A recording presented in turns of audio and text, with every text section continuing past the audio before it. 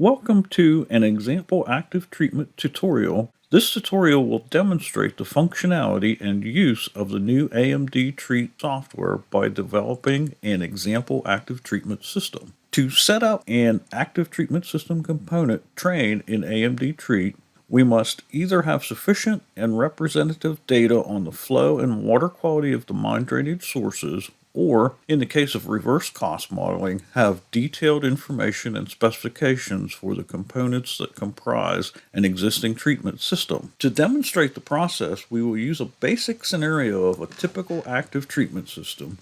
A real-world example of this scenario could either be a Title V active site or an abandoned mine site where it is necessary to pump and treat a mine pool and maintain a minimum pool elevation below surface grade in order to prevent an off-site pollutional discharge.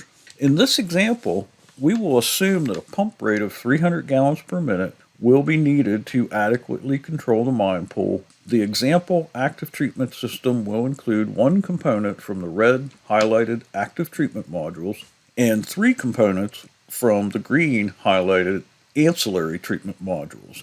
The modules in order from first to last as placed within the treatment scenario are pumping, lime slurry, reaction tank, and ponds. When these four modules are dragged and dropped into the first column under treatment layout, the main user interface will appear like this.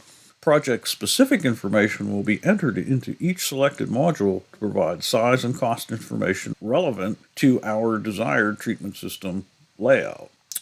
For more detailed information, including calculations, figures, or photos, refer to the help file for each module.